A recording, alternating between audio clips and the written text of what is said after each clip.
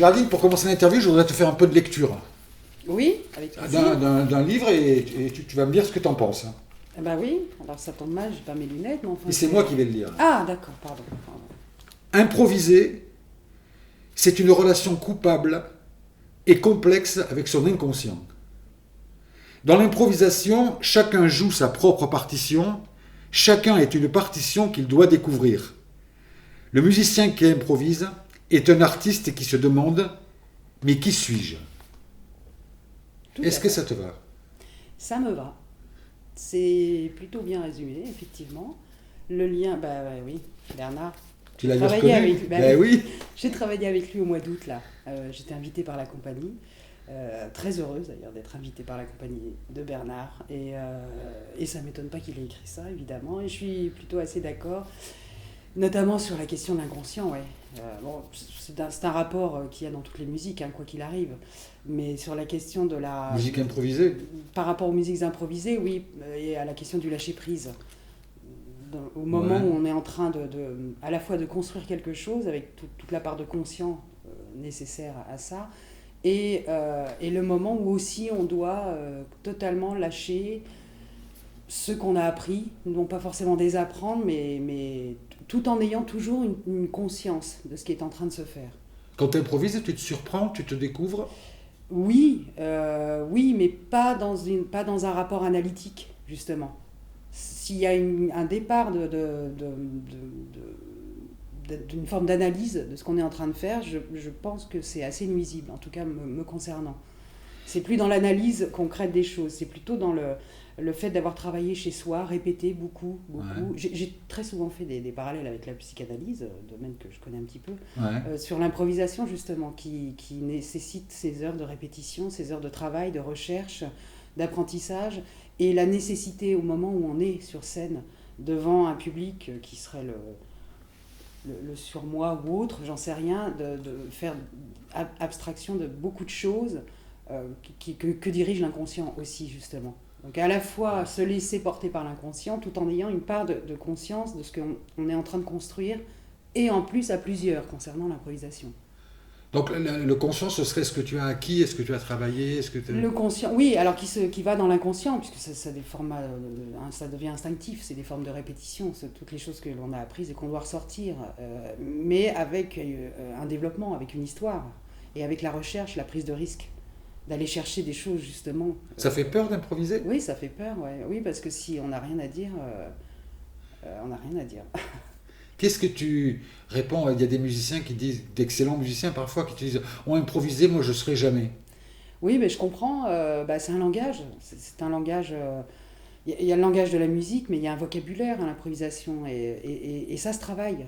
On pourrait imaginer que l'improvisation, on est libre et on fait ce qu'on veut, mais bien évidemment que non, c'est un rapport social, l'improvisation. On est dans une société, on ne peut pas faire ce qu'on veut. C'est exactement le même principe. Et puis, la musique, il y a peu d'arts qui se font à plusieurs, qui se créent en même temps à plusieurs, d'activités artistiques, j'allais dire. Donc on n'est jamais tout seul. Ça veut dire qu'on a automatiquement un langage commun avec les musiciens avec lesquels on joue, qui sont eux aussi dans l'improvisation, mais avec des codes. L'improvisation, c'est une vaste discussion avec des collègues. C'est une discussion d'inconscient à inconscient. Alors les deux. Les deux. Ça fuse pas, c'est drôle, c'est dramatique, c'est tout un tas de choses, mais dans un forme avec une histoire, avec une idée de départ, je sais pas, à la limite thèse, antithèse, synthèse. Enfin, il y a tout peut-être finalement tout un protocole qui est là, donc, mais qui se travaille, que chacun travaille. Voilà, l'improvisation, c'est pouvoir ressortir des choses. On n'invente rien, on n'est pas des génies. Mais psychiquement et psychanalytiquement parlant, ça te fait du bien d'improviser? Oui, bien sûr. Il y a une chose de l'ordre du défouloir. Mais, entre autres... Du défouloir savant, quand même. Oui, non, évidemment. Mais oui, il y a une complexité, il y a une recherche. C'est à la fois scientifique, littéraire, il y a tout un tas de domaines. Et puis théâtral, dansant... catharsique aussi? Oui, bien sûr. Ouais, d'aller chercher des choses, ou pas, d'ailleurs. Je voudrais finir cette introduction par une petite citation encore. L'improvisation, c'est se souvenir de ce qu'on n'a pas encore joué. Oui, C'est aussi Bernard Lubat qui a dit ça, parce qu'il Ça me va l'a aussi. redit. Il me l'a redit au mois d'août dernier, justement, effectivement.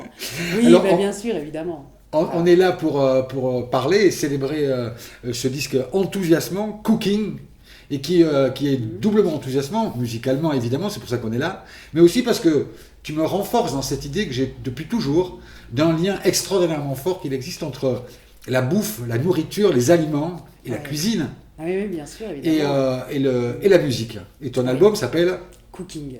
Tu me racontes forcément.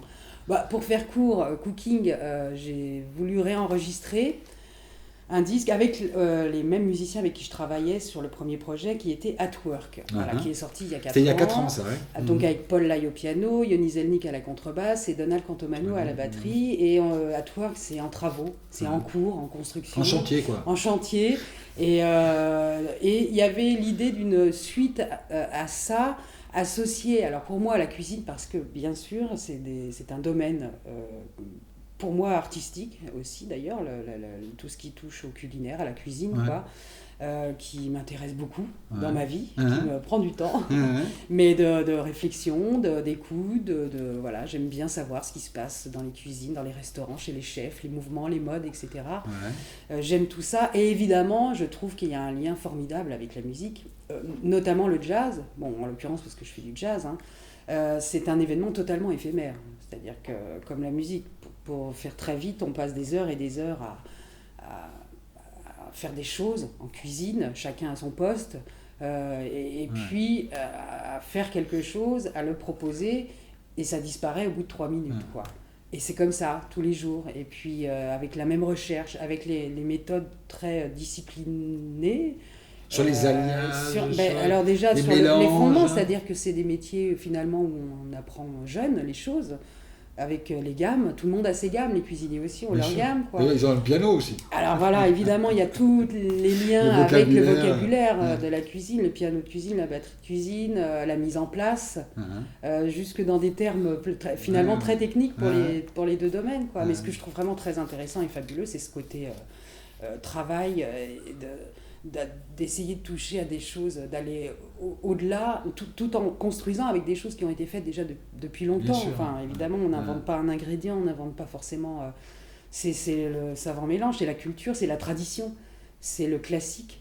On dit c'est le plat moderne, un plat... avant-gardiste, un plat comme on dit, les classiques en cuisine, c'est des plats avant-gardistes qui ont réussi finalement. Tu es en train de parler de ta musique en fait là. Ah non, ça je sais pas. Parce que tu parles de cuisine, mais je pourrais très bien me dire, elle fait une musique classique avant-gardiste. Ah alors ça, moi je ne sais pas. Merci, parce que ça me touche d'avoir un retour comme ça. Mais moi, je ne me rends pas bien compte. C'est-à-dire, c'est difficile pour moi d'avoir du recul et surtout de verbaliser ce que je peux faire. Je sais que je suis dans des esthétiques plutôt, pour le jazz, peut-être plus ancrées dans les années 50-60. Tu aimes faire des reprises aussi ? Alors, j'ai toujours adoré, faire des reprises, puisque pour en revenir à l'improvisation, dans le jazz, l'élément essentiel et que j'ai le plus travaillé, c'est l'improvisation, avec des bases et des thèmes. Il y a tellement de thèmes et de compositions magnifiques dans le jazz. Que c'est toujours un grand plaisir de pouvoir prendre comme ça ces mélodies, ces thèmes, quel que soit le format, et puis d'essayer de se les raconter. Donc un cuisinier, il dirait, j'ai pris la blanquette de veau, j'en ai fait autre chose. Par exemple, les fameuses revisites. C'est ce que tu as fait avec J.J. Grice Oui, j'avais déjà fait ça avec Charlie J.J. Parker. Grice, mais en général, avec Charlie Parker aussi. Oui, parce que il y a une quantité de très très bons musiciens et de très bons compositeurs dans le jazz. Donc moi, je compose, mais pas tant que ça finalement. Et donc les formats que je vais composer sont peut-être plus classiques, entre guillemets. Voilà. Ton producteur sur cet album, c'est Laurent De Wild. Comment se passe la relation avec Laurent ? Ah mais très bien. Enfin, moi en tout cas, ça se passe très bien. J'adore Laurent. J'adore avant tout le musicien. Je connais la musique de Laurent depuis très longtemps.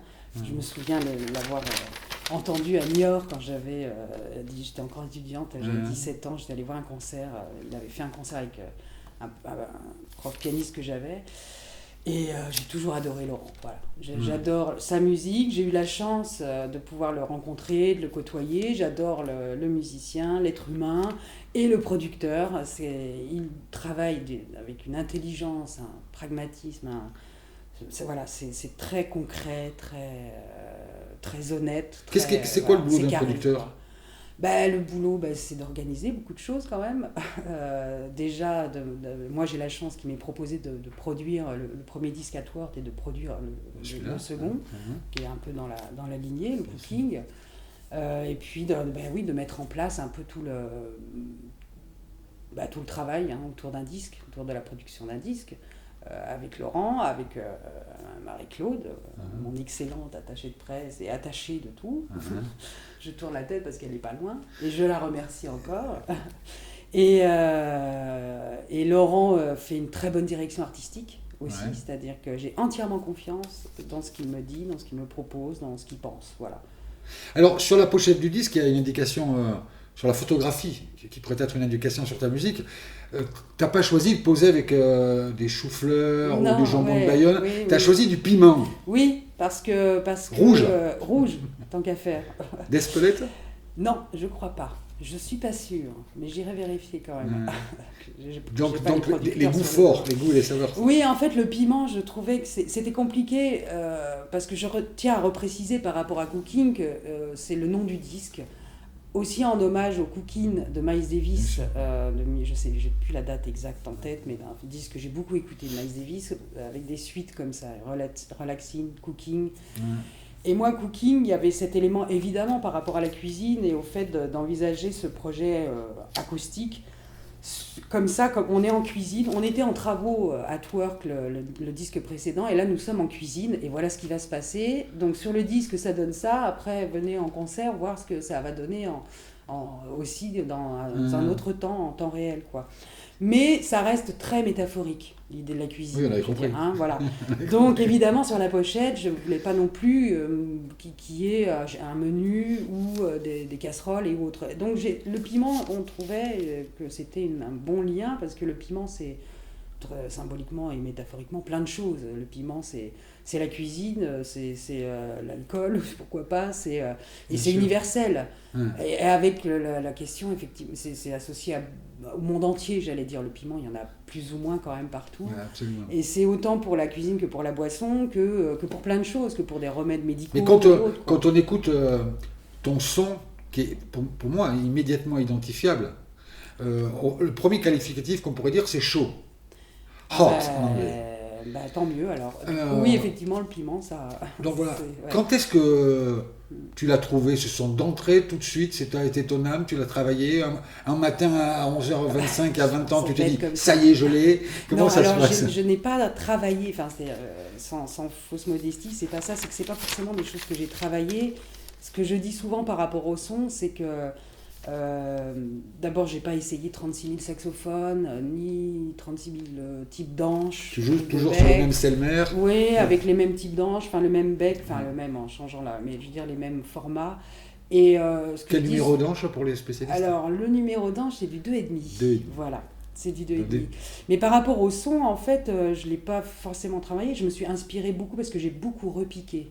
De musiciens. Repiquer, c'est-à-dire jouer en même temps. Je travaillais beaucoup d'oreilles, énormément. Donc je faisais des solos comme je pouvais sur les morceaux de Stan Getz, Sonny Rollins, Coltrane, Parker, etc. Donc tous ces sons-là m'ont automatiquement imprégné. Et après, par rapport à l'alto et au son que j'ai pas travaillé, mais c'est plus une correspondance de ma voix en fait. C'est-à-dire la tessiture de l'alto correspond à peu près à ma tessiture de voix. Et par rapport, puisque j'ai commencé à chanter quand j'étais môme, on chantait beaucoup dans la famille. Donc je pense que c'est simplement le prolongement en fait, finalement, par rapport au son en tout cas. J'ai une information là, mais je suis pas sûr qu'elle soit vraie parce que j'ai pas trouvé le. Je crois que tu es la seule jazzwoman qui a eu un article dans Gala. Oui, alors la seule, je ne sais pas. Mais je n'en ai pas trouvé d'autres. Non, il faudrait vérifier. Tu peux raconter? Non, c'est possible. Non, j'étais ravie et touchée, oui, parce que c'était tellement étonnant. Dans le Jazz Magazine, on s'y attend plus que dans Gala. Oui, voilà, et dans Gala, oui, c'était il y a quelques années quand même, à l'époque où j'étais chez Dreyfus Musique. Tu sortais avec le prince d'Angleterre, c'est ça? Non, je n'étais ni avec le prince Charles, ni avec un acteur du coin, évidemment. Non, mais j'ai eu la chance d'avoir une journaliste, en fait, qui m'a contactée pour me dire qu'il faisait à l'époque, je crois qu'il y avait une dernière page avec Ah, je sais pas, des métiers ou des gens comme ça qui font des choses et qu'on a envie de mettre un peu en lumière. Donc voilà, ça s'est passé comme ça, grâce, je crois, à un ami photographe qui avait parlé de moi certainement à cette journaliste. Donc j'étais ravie, voilà, évidemment, enfin ravie, je veux dire, par le côté aussi un peu Ouais, c'est surréaliste, marrant. c'était marrant, quoi, voilà. Depuis que je fais cette chronique, j'ai beaucoup de mal à trouver des musiciennes femmes, des musiciennes. Oui, bah, C'est toujours aussi macho, le monde de la musique.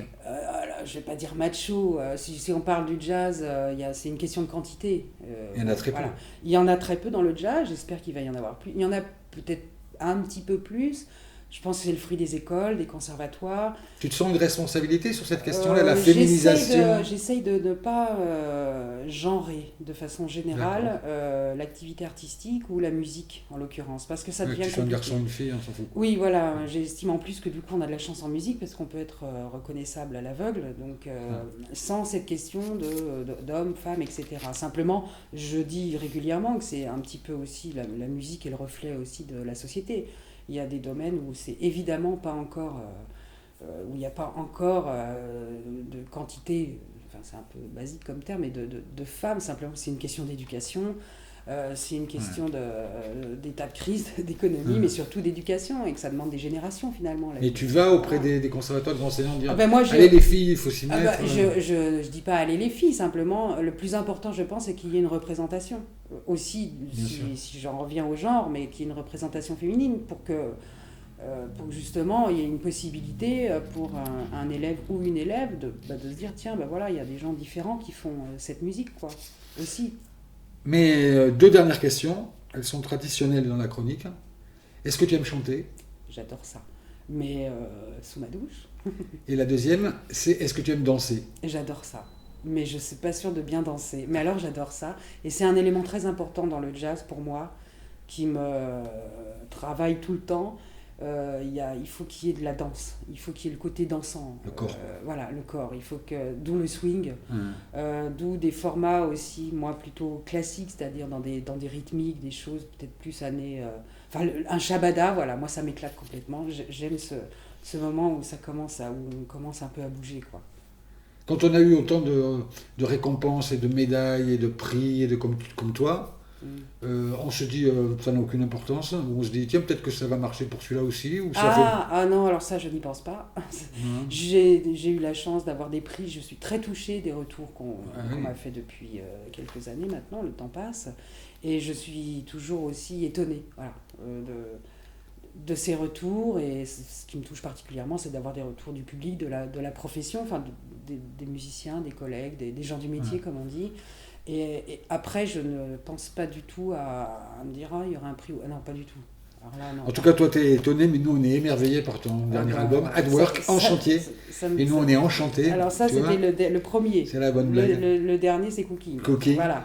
Et on souhaite une très belle carrière à ce disque. Eh bien, merci. Une bonne route. Eh bien, merci. Et merci. Beaucoup.